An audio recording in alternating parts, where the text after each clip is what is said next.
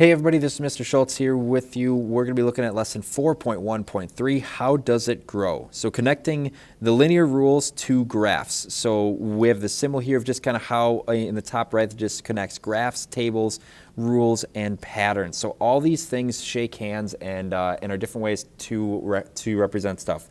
So let's read the intro here. You've been looking at some geometric patterns, and while in ways in which those patterns can be represented with x is equal to x dash y tables, graphs, and equations. In lesson 4.1.2, so in the last lesson you worked with, we actually did 3 different tile patterns and looked for connections between the geometric shapes and the numbers in the equations. Today you will go back to those 3 equations and look for the connections to other representations. By the end of this lesson, you should be able to answer the following questions. How is growth shown in a graph? How is growth shown in a rule? And how can you determine the number of tiles in figure 0 from a graph? How can you determine which tile pattern grows faster from a graph? So let's jump ahead and see what this looks like. So we're starting with question 4-22, which says examine your resource page and examine your previous resource page or your previous day's notes and obtain a 4.1.3 resource page from your teacher, or explore using the e-tool that is listed in the textbook here that's powered by Desmos. Click in the lower right hand corner of the graph to view it in full screen mode. So in the lower right there is kind of this double arrow thing, which will push into full screen. Let's see what this looks like here. So the actual questions here are: A, make sure you have a rule for each tile pattern. Well, we did that yesterday, so we should be good on part A. And then in part B, it says complete the table for each rule. And then part C, it says create a graph for each pattern. Put all patterns in the same set of axes. Use different colors for each pattern, matching the color you used on the tile growth. So basically, and then there's another couple parts too, but we're just going to tackle these first two of making a rule and then graphing it. So let's see what this looks like on the first one. So I'm not using the Desmos stuff. I'm just pulling from the notes that we did yesterday. So here's our rule from the first part from yesterday. This is 4-12 from yesterday. And we're just going to make a table first. So our first thing is a table. So here, on the X side, you would have, this would be the figure number. On the Y side, this would be the total tiles. And so then we just want to start to make a table here. So the figure number would be 0 to start, and there are 2 tiles there. In figure number 1, we'll just go and we'll count these. 1, 2, 3, 4, 5, 6. There should be 6 tiles. In figure number 2, go ahead and keep on counting. 1, 2, 3, 4, 5, 6, 7, 8, 9, 10. There should be 10 tiles. And so on and so forth. Okay, so 3, there should be 14 tiles, and 4, there should be 18 tiles. So now our second piece is to go and graph this. So we're just going to use this table. We'll start off at the point 0 and then +2. Remember to label your axes and label your scale. Remember, I like to kind of skip count. So I'm going to end up doing something kind of like this, where I'm counting by 2s there. And I'm going to skip count the same thing on the y-axis because I don't want to have to write every single number. I'd rather just write every other number.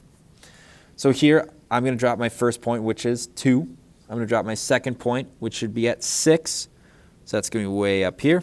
I'm going to drop my next point, which is going to be at 10. So that's going to be way up here. It's going to kind of quickly get off of the graph there. So maybe you want to change your scales so that you're counting by,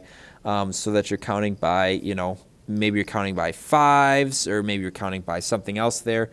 Let's just leave it like this, and we'll just keep on going here. So then if I were to draw this line, I can kind of see where this might go to, you know, to keep that same pattern of increasing or decreasing by 4.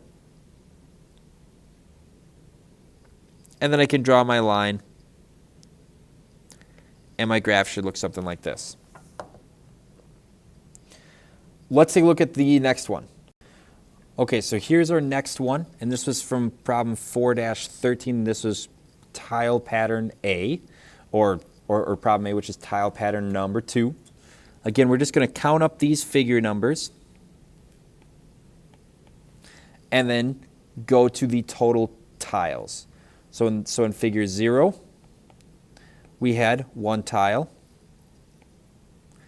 In figure 1, we had 1, 2, 3, 4, 5 tiles. In figure 2, we had 1, 2, 3, 4, 5, 6, 7, 8, 9 tiles. You might start to see the pattern here. 1, 2, 3, 4, 5, 6, 7, 8, 9, 10, 11, 12, 13 tiles. And so seeing here that we see this kind of increase here of 4 each time, you might just be able to kind of predict it and have it be 17. Or, of course, you can just count it out. 1, 2, 3, 4, 5, 6, 7, 8, 9, 10, 11, 12, 13, 14, 15, 16, and 17. So now let's graph this one, and this one I'm going to graph in blue. So this one here, my first point was at 1, and then it's increasing by 4 each time.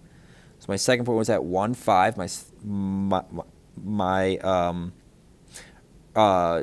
My second point is at 2 and then 9, and so on and so forth. Again, we can kind of continue that same pattern backwards to draw our line. Don't forget to draw the arrows too on your line. This is not a segment, it's a line. It keeps on going on and on and on. Now let's take a look at our third tile pattern. So again, I'm just going to fill out my figure numbers for the table here. So I've got figures 0 through 4. And then in figure 0, I'm just going to count these up. I've got 1, 2, 3. So I've got 3 tiles on figure 0. Figure 1, I've got 1, 2, 3, 4, 5, 6, 7. I'm just going to write that down. Figure 2, I've got 1, 2, 3, 4, 5, 6, 7, 8, 9, 10, 11. Okay, so from this here, you might start to notice the similar patterns that we've seen before, where it seems to be growing by 4. So let's estimate that it should be 15, or guess at that, and let's count it up here. So in figure 3, I'm just going to count them. 1, 2, 3, 4, 5, 6, 7, 8, 9, 10, 11, 12, 13, 14, 15. So it looks like our same pattern there of increasing by 4 is going to be holding through, so that figure 4 has a total of 19 tiles. Then same type of approach, we're just going to go ahead and graph this. So I'm going to go to 0, 3. I'm going to go to 1 and positive 7. I'm going to go to 2 and 11, which will be just a little bit off that graph. And then just follow that same pattern backwards down. 1, 2, 3, 4. 1, 2, 3, 4. And I'll draw my line with the arrows and everything there.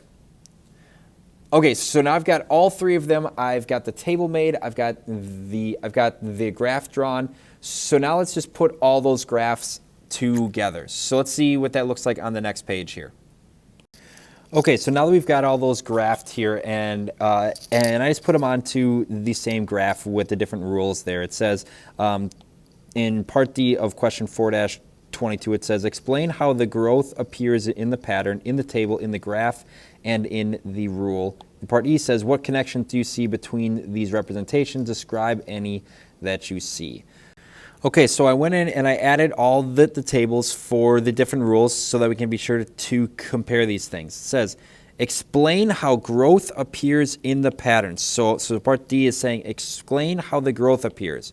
Well, so if I'm seeing the growth in the table, we always saw that it's the amount of change that was happening from one term to the next. Amount of change that was happening from one term to the next. If we're doing it in the rule, we see that same 4 number is the number that's next to the x. It's what's being multiplied or changed by the x. And then in the graph, we're just talking about the amount of angle it's got. So here, if going from that point to that point, that it's crossing. So in the purple graph, that was at 0, 1 and at 1, 5. Well, it's just going over 1 and up 5. So it's the amount of, in the graph, we'll call it the amount of angle. The angle is what's showing the growth. So here, what connections do you see? In part E, it says, what connections do you see between these representations? So we see that 4, that at growth of 4, seems to be happening in the graph because it's going up 4. It's happening in the table because it's increasing by 4. And we see this 4 in the rule. So they're all kind of going like that. The other thing that you might notice is that you might notice that the 0 term in the table is the same as the plus term in the rule is the same as the point that it's crossing the y-axis. So in the purple graph, it's at 0, 1. The rule says plus 1, and the purple graph is crossing at the y-axis at 1. In the red graph, which is the plus 3 rule, it's at the point 0, 3. It's got the plus 3, and it's crossing the y-axis at 3. So it seems like the growth of 4 seems to always be happening, and also that kind of intercept is also happening where the point is 0 and also where it's crossing the y-axis. Let's take a look at the next one here. Okay, so in question 4-23, it says the graph at the right gives information about 3 new tile patterns. Remember that in this course, tile patterns will be considered elements of a continuous relationship and thus will be graphed with a continuous line or curve, not the kind of discrete thing where it's making those jumps. Answer the following questions. Part A says, what information about the circled point, which is that O sign, on the graph tell you about tile pattern A? So looking at this, I've got this circle point that's happening at the point 4, 10. Well, what that would be telling me is that the 4 is the figure number. So at figure number 4, 10 is the number of tiles. So at figure number 4, 10 tiles in the pattern.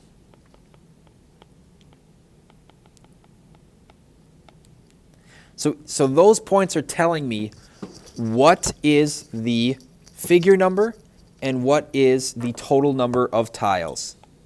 In part B, it says, find the growth of each tile pattern. For example, how much does tile pattern A increase from one figure to the next?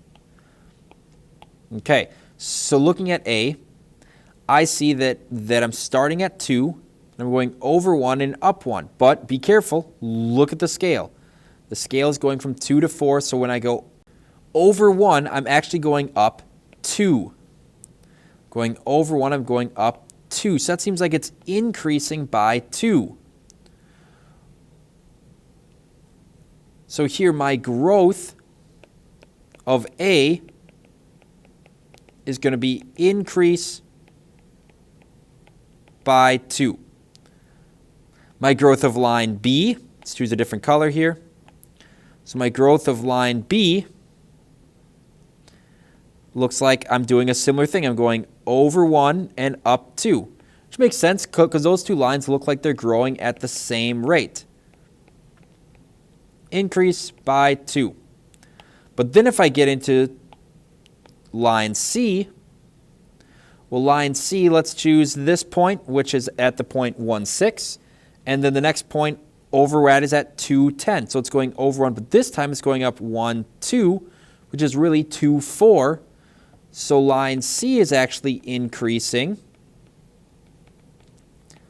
by 4. So that's why line C has a sharper angle to it, is because it's growing faster. More tiles are being added. And we know because we can pick out these individual points. And like in C, we say 1, 6. So if we put that into a table, it'd be 1 and then 6. And if we put the next point in the table, it'd be 2 and then 10. Well, right there I can see my growth of 4. It's changing from 6 to 10, so it's growing by 4. Okay, this part C, we kind of talked about a lot of these concepts. It says, look at the lines for the tile patterns A and B. What is it saying about those two lines? Well, what we said the same thing was that they're increasing at the same rate, or they have that same growth of 2, which means that what conclusions can you make about these tile patterns? They're growing at the same rate. Now, where it gets a little bit more interesting here is when it says, what is different about the lines? What is different about the lines is their starting point. One is starting from 2, the other one is starting from 8.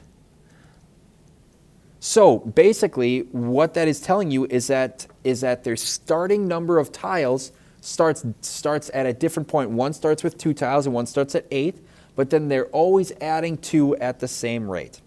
So now let's look at our last one, which is part D. Look at the lines A and C on the graph. What do these two lines have in common? Well, line A here, it's got that, and line C is that one. Looks like they're both starting from 2. They both start at 2.